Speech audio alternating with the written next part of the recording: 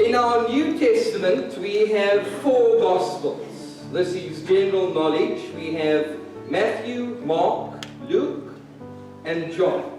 They have not been placed in chronological order because I expect it to be general knowledge as well, that Mark was written first. Mark was written before the other 3. When one looks at the collection of the Gospels we have in the New Testament, Mark, Matthew, Luke, and John, it is easy to see that John is different.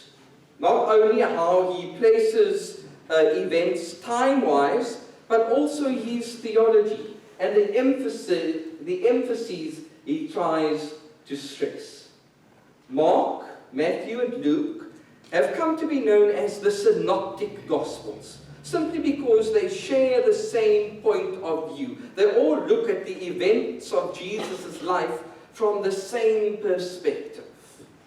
Mark, Matthew, and Luke, the Synoptic Gospels. In some of the Synoptic Gospels, we have events only included by a specific order. For instance, there's about 5% of Mark, which is only found in the Gospel of Mark. It's not found in Matthew or in Luke even. When material is unique and specific to a certain gospel, it's called, I don't know why they use a German word for it, it's called Sondergut material. So the little bits of Mark, which only Mark includes, are known as Sondergut Marken material. There's very little of Mark that doesn't appear in either Matthew and Luke. There's a bit more in Matthew of his own material simply because he journeyed with Jesus on a personal basis and witnessed many of Jesus' teachings and miracles firsthand. For instance, we have in Matthew's Gospel the record of his own conversion experience in chapter 9. Only he could describe it in that kind of intimate detail. Of the Synoptic Gospels, the one that has most Sondergut material would be Luke's Gospel. For Luke is longer, much more detailed, and has several points that it emphasizes that the others don't. For instance, Luke goes out of his way to stress Jesus' ministry to the underdog. He constantly gives us instance after instance of how Jesus was there where he shouldn't really have been, like in the back streets of Jerusalem, for instance, with the forgotten, the downtrodden, and the marginalized. I don't want to turn this too much into a lecture. Perhaps one day I can do a teaching on Luke and explain to you why Luke is so one of a kind. All you need to know for now is that there are many stories in Luke which only appear in his gospel. For instance, Matthew, well, the 2 ladies, Martha and Mary. Martha and Mary are only found in Luke's gospel. The story of the one being in the kitchen and the one being sitting at Jesus' feet. We have, there's one specific thing that I can't remember now, which is also, the Good Samaritan is only found in Luke's Gospel. We don't find it in Mark or in Matthew, the other synoptics, or even in John, which stands alone. There's one particular chapter in Luke's Gospel which stands out like a tower above all the other chapters. It is some Sondergut material, for we don't find it in Mark and Matthew or John. It is Luke chapter 15. When Bible scholars study and discuss the Gospel of Luke, they talk about the most beautiful book in the world, simply because it contains the exquisite good news of how Jesus came to be a Savior for all. If Luke is the most beautiful book in the world, then I would dare the risk of saying that the chapter that I want to talk about today would be the most beautiful chapter in the most beautiful book in the world. For it looks like Luke chapter 15 becomes a pinnacle. All of Luke's first 14 chapters build up to what he summarizes as, in a nutshell, as the heart of the gospel. What are the stories we have in the Gospel of Luke? I'm talking about 3 powerful parables. That of the lost coin, that of the lost sheep, and that of the lost son.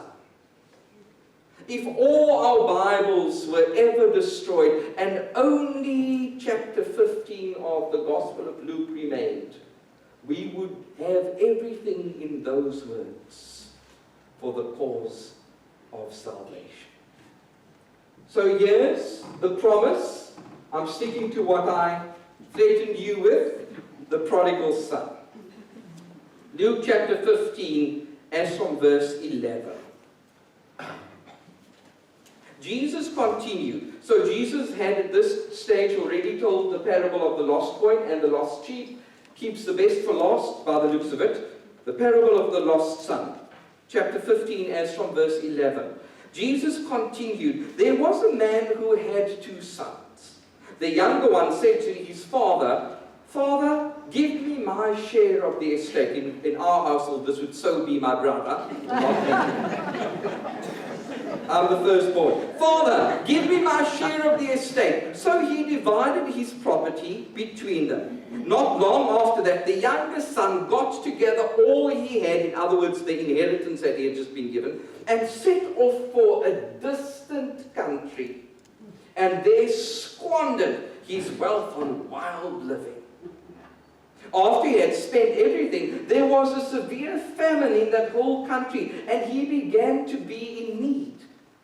So he went and hired himself out to a citizen of that country, who sent him to his fields to feed pigs.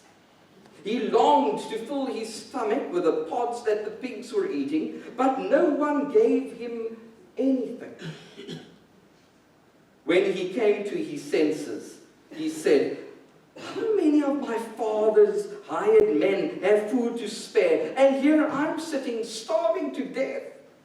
I will set out and go back to my father, and I will say to him, Father, I have sinned against heaven. I have sinned against you. I am no longer worthy to be called your son. Make me, please, just do me this one favor. Make me like one of your hired men.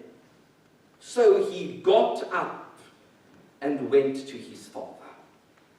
But while he was still a long way off, his father saw him and was filled with compassion for him. He ran to his son, threw his arms around him, and kissed him. The son then said to the father, Father, I have sinned against you, I've sinned against heaven. I'm no longer worthy to be called your son.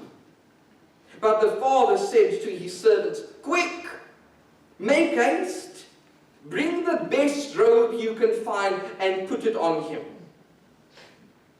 Bring sandals for his feet. Bring the fattened calf and kill it.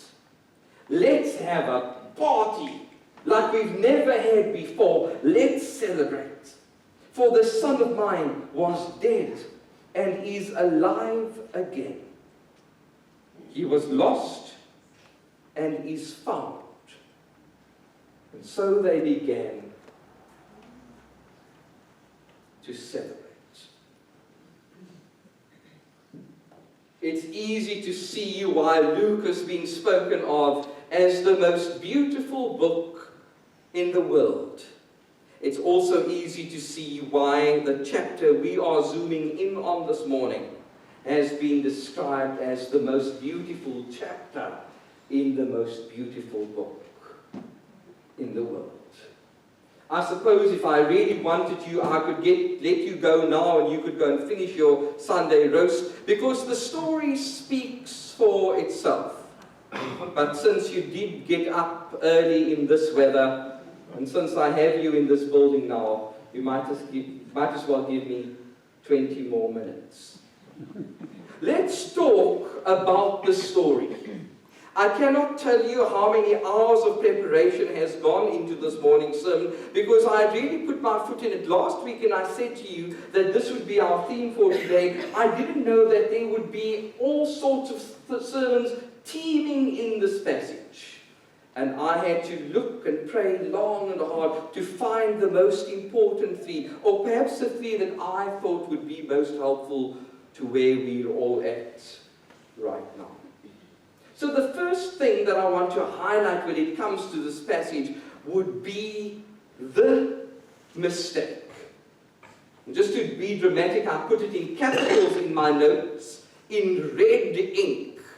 I call it the mistake.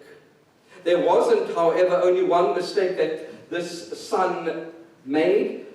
It was perhaps one mistake, but with different aspects to the mistake. I think the first thing he did wrong was to go to his father and ask for the money that he was supposed to be getting only after the dad had died. Isn't that quite a temerity to do that? Isn't that basically saying to your parent, give me the money? Isn't that even a heck of a disrespectful way of saying to your parent, I wish you were dead? Not only was that a step in the wrong direction, what followed was even more drastic. Not only had he gone eyeball to eyeball with his dad to get what he wanted, he also then ended up spending it all on wild living. Now you can just imagine how insane my mind went working with those two words. Wild living. I'm sorry to have to disappoint you, but I have never been able to be blamed for wild living, because straight after matric, I went into the ministry and I've been giving the church my best years ever since. So I can't speak on a personal basis of what wild living would look like. But sadly, I have seen it as a servant of God, as people who've messed up their lives have through the years walked a pathway to my door, looking for advice, looking for forgiveness, looking for some kind of message that would tell them that they have not reached the end. And yes, our mistakes often have dire consequences, but the good news needs to be made known in this place today, that everybody who has been responsible or to be blamed for any kind of wild living, any kind of wrong turn, any kind of foolish mistake, needs to know that your mistakes don't have to get the better of you. Your sin does not have to destroy you. Your stupidity does not have to have the last say over you. I've got proof of that here in Luke chapter 15. In Luke chapter 15, we see that God has this extraordinary ability to take a mess and turn it into a message. To take a victim and turn him or her into a victor. To take a tragedy and change it into a triumph. I suppose we don't want to hide the truth of the severity. Now, is that the right word? I just want to say severity or severeness. English teachers? You know what I mean. I don't think we should underplay the severeness, that just sounds easy on the ear, the severeness of this son's mistake. For his mistake had serious consequences. Did you notice where he had ended up? In a pigsty.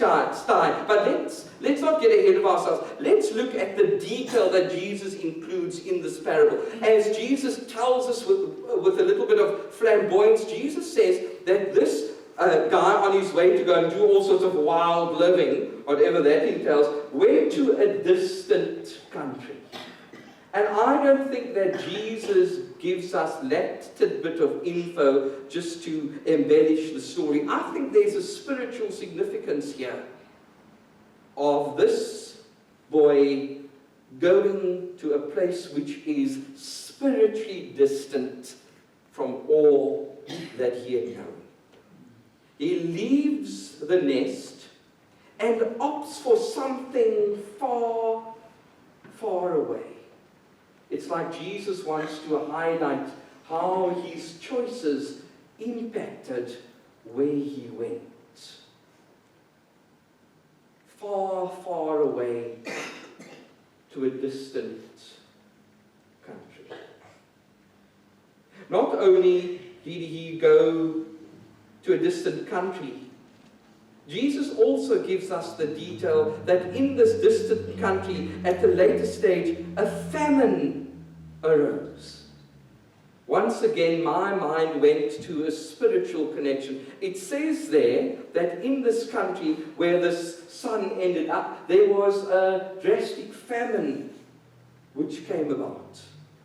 And he ended up not being able to eat or drink. You see, some of our mistakes don't only have spiritual consequences, they also have physical consequences. Not only do our mistakes have spiritual and physical consequences, our mistakes also sometimes cause us to end up without any friends. Where my heart just sank as I was studying this passage was probably that moment where it reads that he so much wanted, it was his dream to just have a little bit of a snack with the pigs, eating the peels that were lying around on the ground there, and no one even gave him any of that. The gift of fellowship disappeared. He had no friends. No one looking out for him. No one to whom his hunger was a concern. The picture that Jesus paints of the mistake, of the extreme measure of the consequences of his mistake, is pretty grim. Excuse the pun. So the first thing I think we have to acknowledge in Jesus' story is that this son had made a grave mistake. And his life ended up in a very ugly place, emotionally, mentally, spiritually, socially. As if all those boxes ticked were not enough, there was also a problem ritually because of all the animals that he ended up working with. It looks like there weren't any cows or horses around. It was in a pigsty, which of course created a ceremonial problem because a Jew wasn't supposed to be anywhere near a pig because of the laws of the Old Testament. Long ago, God had set in place those policies. I think it was in the book of Leviticus, saying that his people should have nothing to do with pork. And so instead of getting a job scuffing out the chicken pen, he ended up at the lowest place imaginable, getting close to the animals he was expected to avoid. By the priests, he would have been seen as totally and utterly unclean, totally and utterly unacceptable in the temple. Jesus goes out of his way to create the desperation of this man's crisis.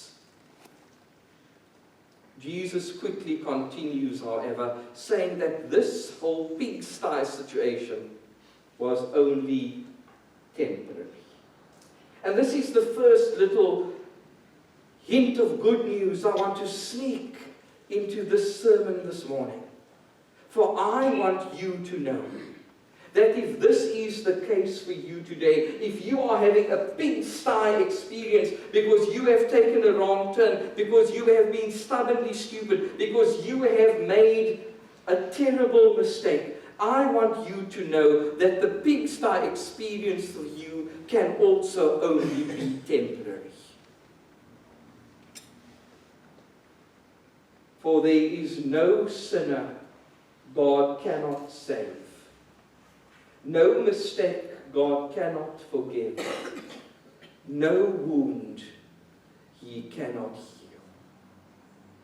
As I say this, your hearts need to leap for joy, for this good news is meant for you. This is Luke's intention, and dare I say, this was Jesus' intention when he first told the story.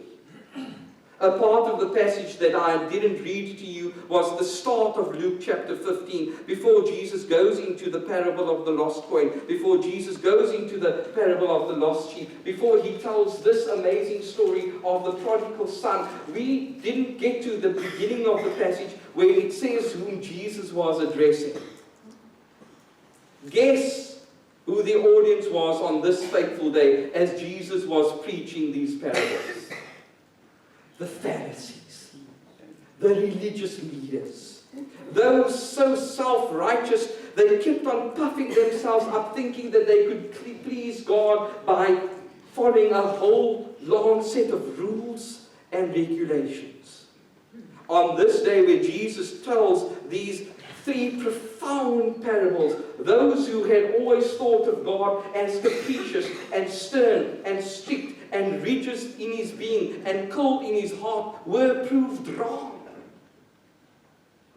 And the way I know the Pharisees, they were rather unpleasantly surprised instead of pleasantly surprised. They hated that mercy could go this far. They hated the fact that grace could be this reckless and that God's love could be this unconditional.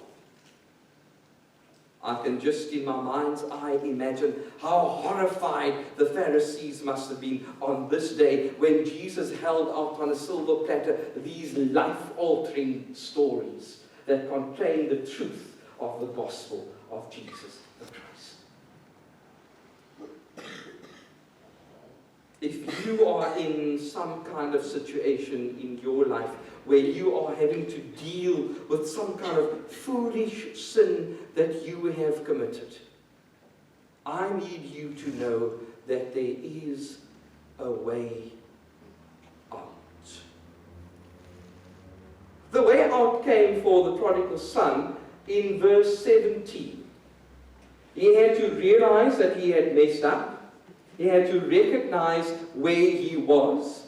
And then Jesus actually uses this phrase in verse 17. Jesus says, when he came to his senses.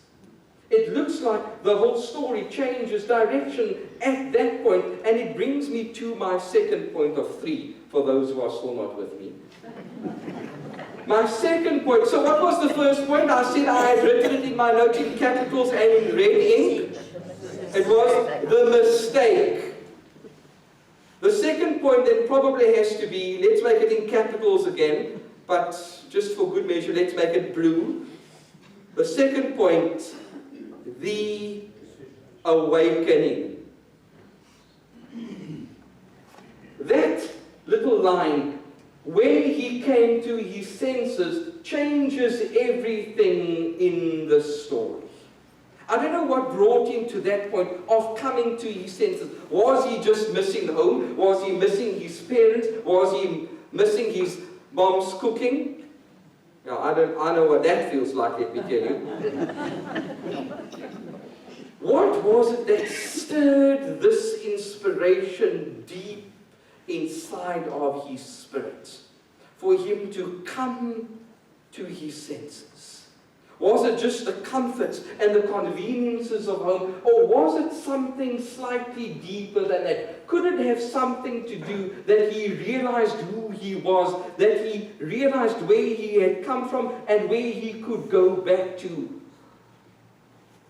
Could it be that he realized who his father was? He had a name. He had an identity. And in that lay his security and his safety. I'm willing to bet that the awakening had all to do with the fact that he was willing to set aside the severeness. Is that the word we settled for? Did we say severeness or severity? What is the correct one? Severity.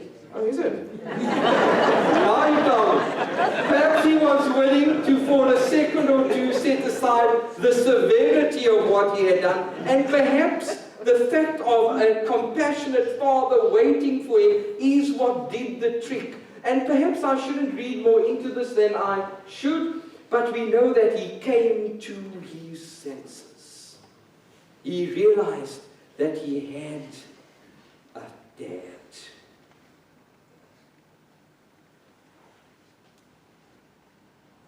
Not only did he come to his senses, it's important for us to note that he added some action to the awakening. The awakening would have been very impressive and perhaps quite consoling for him if he stayed in the pigsty thinking, oh gosh, my father there far away loves me. But there's an action that very clearly accompanied the awakening. And that action was in verse 20, where it says that he actually got up and went to his father. You see, nothing happens until you move. What you don't change, you choose. Let me say that again. What you don't change, you choose. I get very angry when I hear preachers quote a quote which is not in Scripture. You know, some preachers say, God helps those who help themselves. And I don't want to have that kind of shallow thing said in my sermons. But it looks like this was a little bit the case in the story of the prodigal son. That not only did he realize who he was, he actually got up and went back to his father, there where he belonged. This, dear friends, is the fundamental difference between the story of the lost son and the story of the lost sheep. It accentuates the important Christian doctrine of free will, which is so dear to the Calvinists. If I had any choice, if I could give you the preference, I would so lean towards the lost sheep. For the lost sheep didn't have to do anything except be lost. And there we have the shepherd tirelessly looking for it and then carrying it safely back in his arms back home to the farm. The lost sheep only had to be lost and look sad. The rest was done on his or her behalf. In the story of the prodigal son, Jesus tries to stress this enormous doctrine, that of free will. For God doesn't operate by force, ever. God operates by love. It's perhaps God's greatest downfall, but in the same way, God's biggest strength. There's no record of the father having gone out to look for the son. And I can just imagine, because I have a mom, how the father's wife, the mother, would have nagged him day and night. Go and look for Benny. Go, have you heard from Benny? Have you heard an SMS? You know, even now when I come back from Somerset West, if I don't phone in an hour's time to say that I'm safely back in Hermanus, my mom starts to panic. So I can just imagine what happened in that home with the father and mother not knowing where their son was. Painfully, however, this is the story of the prodigal God. For sometimes this is what God has to do in order not to coerce us to come to Him. God has to literally sit on His hands, waiting for that precious moment when we come to our senses, waiting for the awakening. God gives us the guarantee that He will always be standing watch at the gate for our return. But it looks like God loves us so much that He's not willing to push us into the kingdom. That God, although it breaks His heart, has to painfully wait. The prodigal God.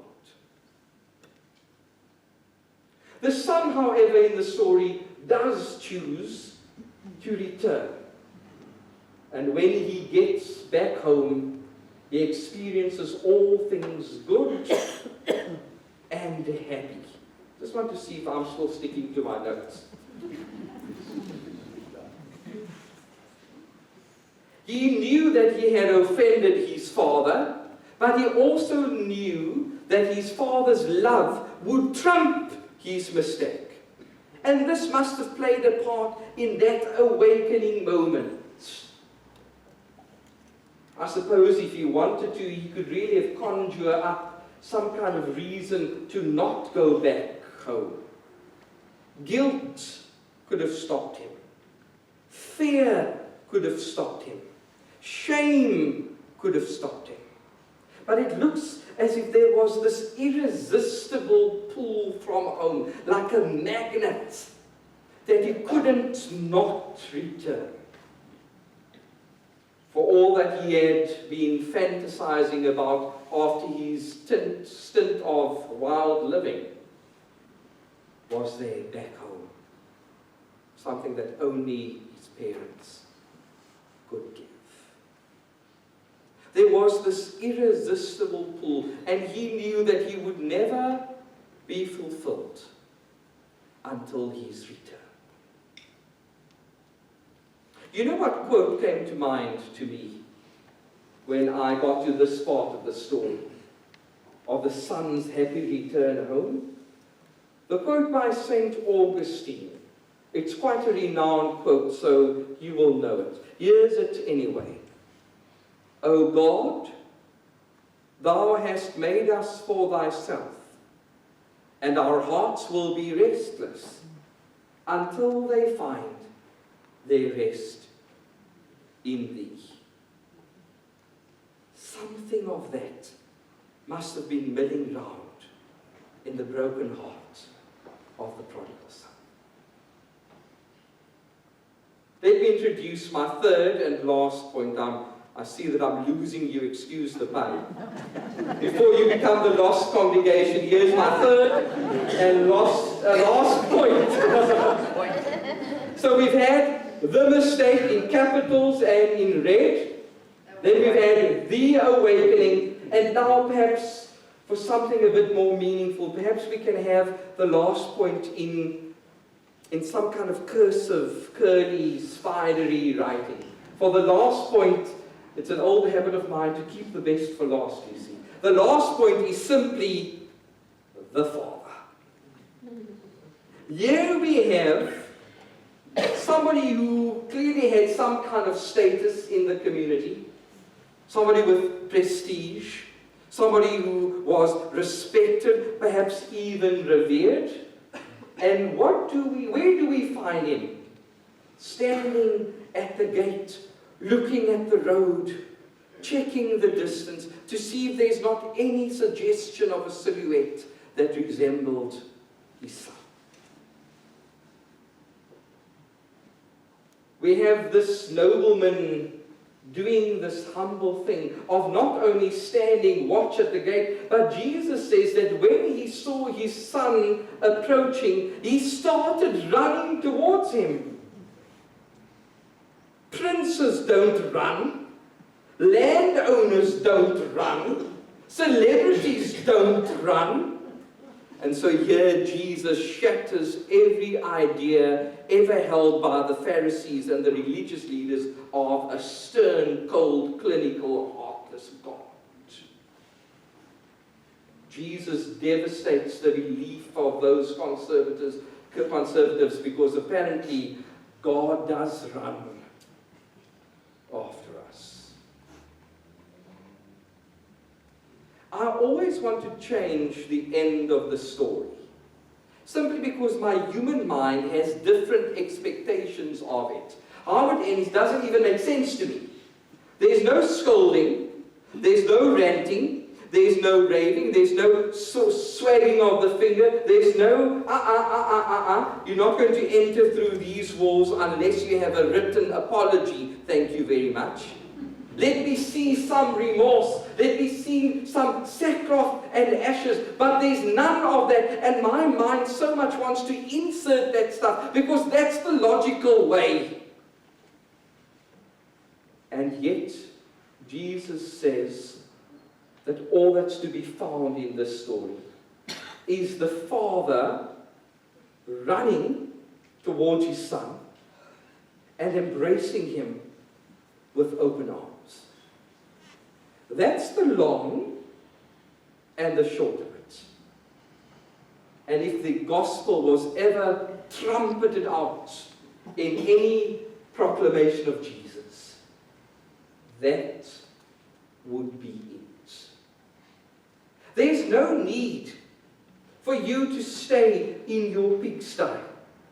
There's no need for you to stew in your sin. Or perhaps this is going above your head because perhaps your relationship with Jesus is in a healthy space. But I bet that there is somebody that you know who is far off in a distant country, sitting in a pigsty, spiritually hungry because they're not even able to feed off the skins of the potatoes on the pigsty floor. It was Dwight L. Moody, the American preacher, who said that the world does not read the Bible, the world reads Christians. So I need you. I'm begging you. I need you to go and make it easy for others to repent and find hope.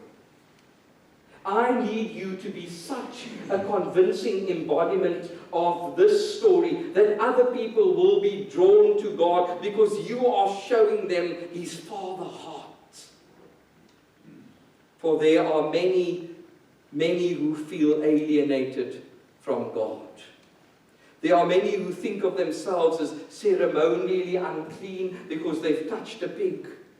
There are many who feel like their sins are just too vile, too filthy for God to forgive. You need to be the bearer of good news to them, for if you don't tell them, who will? We've looked at the mistake, we've looked at the awakening, and we've looked at the father. This father who then, quickly, overnight by the looks of it, arranges a party second to none. Veal must have been his favorite meal because he orders for the fattened calf to be slaughtered. And a celebration is held unlike anyone had ever seen. I have friends who love to entertain. They always invite me because somebody has to be the designated driver. They always invite me, and I have friends who find any excuse for a party, and they're quite well off, so they go all out, and there's a cheese table, and there's a meat table, and there's a drinks table, and the music is lekker, and everything is just so festive when they have one of their renowned parties in Vale in Somerset West. When I attend one of their parties, I'm always very impressed by how they host. Sometimes it even looks like their parties could be competition for God. But according to Luke chapter 15, no one throws a party like God does. You see, for God, it's not about the catering, it's about the company. For God always says the party just wouldn't be the same if we're not there. Amen. If we don't attend, God would miss us.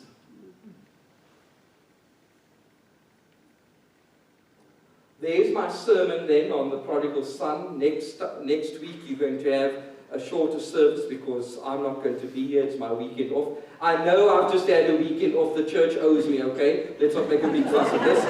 You will see me on the 9th of July. So at least you'll get out of here earlier. And I'm about to let you go. But perhaps we must now wrap this up.